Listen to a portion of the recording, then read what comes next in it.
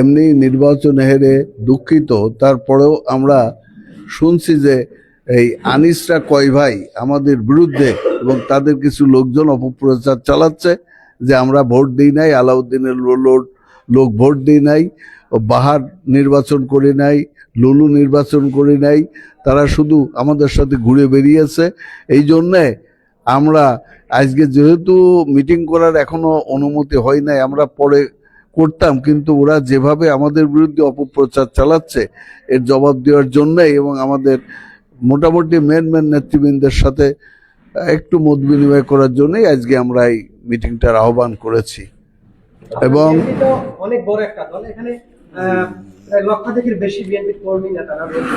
আসলে এত বড় একটা ঘটনা ঘটে গেল, অর্থাৎ বলতে চাচ্ছি যেখানে যে পরাজয় হলো, পরাজয়ের কারণটা 12টা সমন্বয়হীনতা।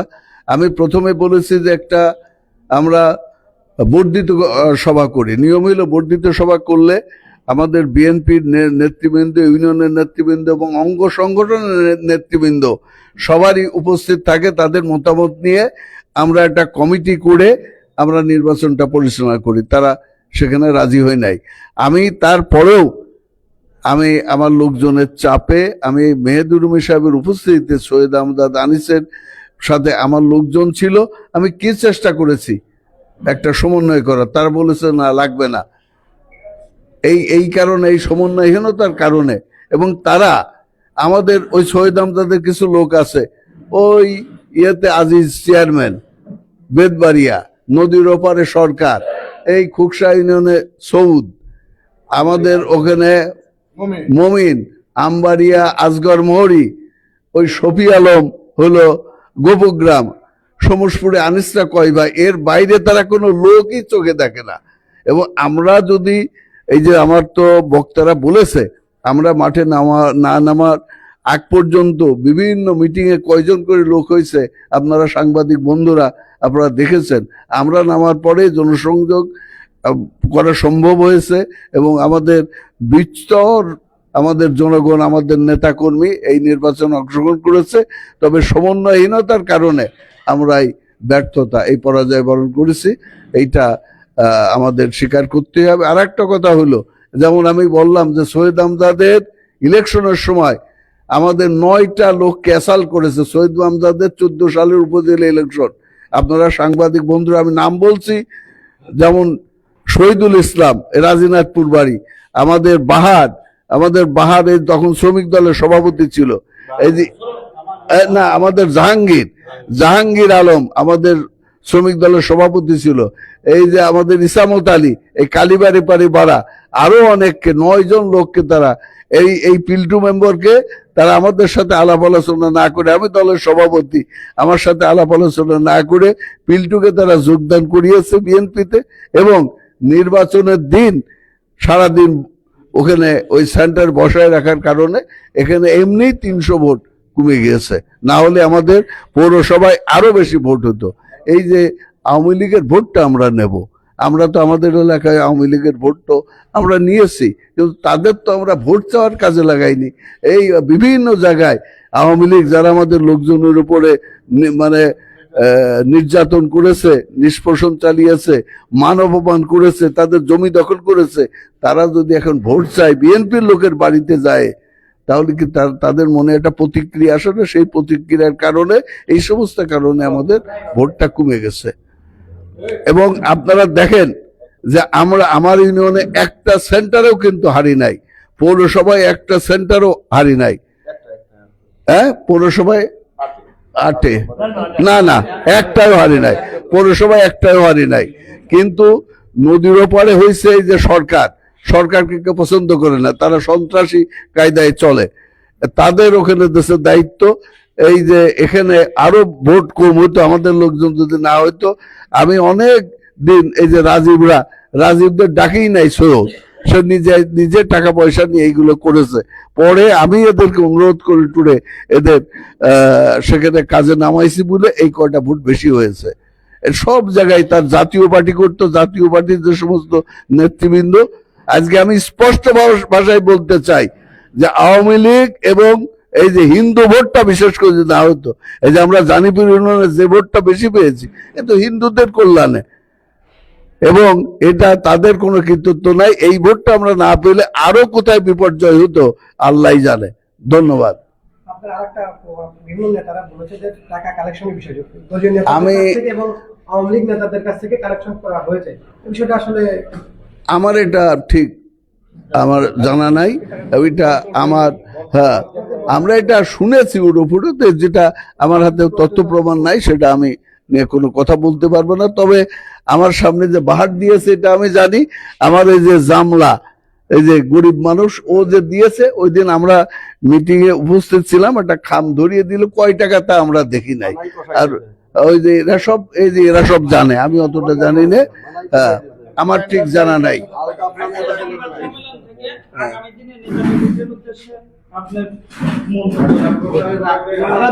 আমরা আমরা এই যে দল সবাই আমাদের লোক যারা নেতা কর্মী, দলের নেতৃত্ব নির্ধারিত হবে নেতা কর্মীদের কর্মের উপরে। যারা ভালো করবে, যারা ভালো কাজ দেখাবে, যারা সময় দেবে, যারা জনগণের পাশে থাকবে, তারাই নেতা হবে। ওই যে অমুক আমার লোক, তার সভাপতি বানাতে হবে, আমরা এই নীতি মানি না, মানবো না। কেউ মানতে চাইলেও আমরা এটা প্রশ্রয় দেব না।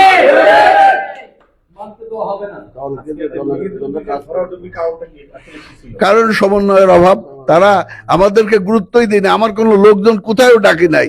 আপনারা সবার ইউনিয়নে আপনারা দেখেন আমাদের লোককে কিভাবে অবজ্ঞা করেছে। তারা টাকা নিয়েছে, তারা নিজেরাই নিয়ে তাদের লোকের হাতে দিয়েছে, আমার লোকের হাতে দিয়ে নাই। তারা কোনো দায়িত্ব আমাদের উপর দিয়ে নাই। আমি শুধু এই শিমুলিয়া ইউনিয়নের টাকা আমি ওই নিয়ে দুইজনের দায়িত্ব দিয়েছে, আমার গ্রুপের একজন, ওই গ্রুপের একজন, এখানে কোনো কথা হয় নাই। আর এই যে এই বেদবাড়ি ইউনিয়নে আমি আজিজ আমার কিছুটা কথা শুনে আজিজকে দিয়ে লুলুর সাথে সমন্বয় করেছিলাম, যার ফলে এইখানে একটু সমন্বয় হয়েছে। আর কোথায় কোনো সমন্বয় হয়ে নাই। তারা আমাদের লোককে পাত্তাই দিই না, এবং তারা মনে করেছে যে ভোট মানুষ না দিয়ে যাবে কোথায়। আমরা 1 লক্ষ লোকের ভোটের ব্যবধানে আমরা জিতবো, অতএব তাদের পাত্তা দিতে হবে কেন? আপনারা দেখেন যে সমস্ত ইউনিয়ন, আনিস সেখানে গেছে, একদিন এসে আমার এখানে গল্প করেছে 5,000 লোকের মিছিল করেছি, সেখানেই তো ভোট কম পেয়েছে।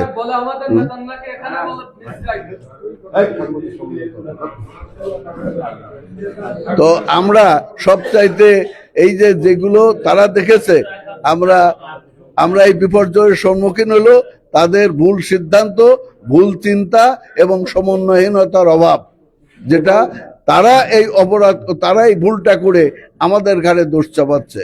আমরা এর নিন্দা ক্ষোভ জানাই। যেদিন এখানে বৈঠক হয়েছে, এখানে আমি এখানে বসা এখানে যাওয়ার সময় আমাকে বললে যে তুমি আর লুলু আলাউদ্দিন খানকে আর মিসগাইড করলে না 200 ভোট বাবা তোমরা। তাহলে ওদের কি হীনমন্যতা, আমাদের কতটুকু অবজ্ঞা করলে বলতে পারে না 200 ভোট, তার মানে আমরা কি 200 ভোটে নিয়ন্ত্রণ করি?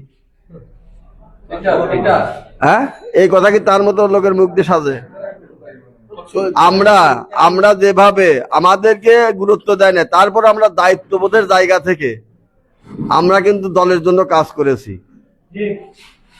কিন্তু তাদের অপকর্মের কারণে, ভুল সিদ্ধান্তের কারণে, সমন্বয়হীনতার কারণে দলের যে বিপর্যয়, সেইটা আমাদের ঘাড়ে চাপানোর জন্য কিন্তু তারা আমাদেরকে গেম খেলছেন আর কি। ওনারা আমাদেরকে অপবাদ দিয়ে, তাদের দোষটা ঢাকার জন্য অপবাদ দেওয়া হচ্ছে। আমার নেতা আলাউদ্দিন, হ্যাঁ, মানে ভালো মানুষ সাজছে। এইটাই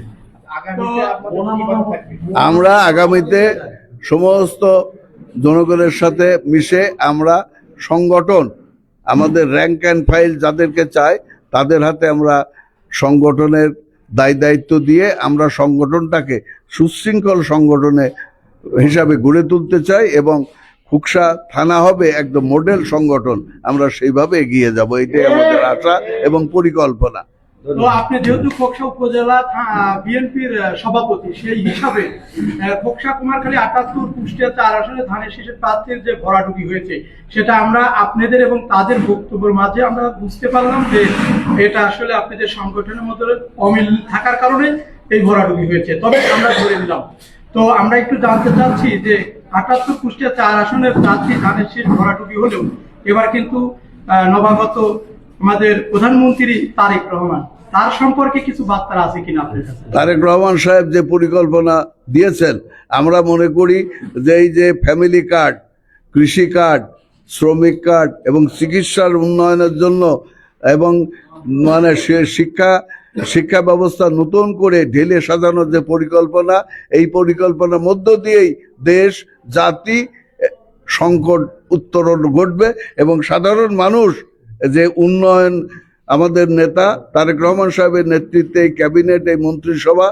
যেটা গ্রহণ করবে, সেই পরিকল্পনায় আমাদের সমস্ত সাধারণ মানুষ এই উন্নয়নের ছোঁয়া পাবে, এই উন্নয়নের অধীনে আসবে এবং তাদের যে আর্থিক নিরাপত্তা, ইকোনমিক সিকিউরিটি, তার পরিধি বাড়বে এবং সবাই আমরা মিলেমিশে বড়লোক হবে, গরিব হবে। এই ধারণা থেকে আমরা এই যে সাম্যের যে রাজনীতি, বৈষম্যের বিরুদ্ধে যে রাজনীতি, এটা প্রতিষ্ঠিত হবে এবং আমরা সবাই আর্থিকভাবে প্রতিষ্ঠিত হয়ে আমরা সামাজিক শৃঙ্খলার মধ্যে আমরা সুবিচার পাবো, প্রশাসন জনগণের কাতারে চলে আসবে, আমরা সবাই সুখে শান্তিতে বসবাস করব। আর্থিক আগামী দিন দলের রাজনীতি তো থেমে থাকবে না, তো এই যে আপনাদের মধ্যে যে বিরোধ, এই বিরোধটা আসলে কিভাবে কাটাবেন? কর্মের মধ্য দিয়ে আমাদের আগামী দিনে চলার পথে আস্তে আস্তে এই বিরোধ নিরসন হবে এবং যারা আমাদের এই ট্রেন্ডের সাথে আসবে না তারা ইনশাল্লাহ ঝরে পড়বে। এইটাই আমরা ধন্যবাদ।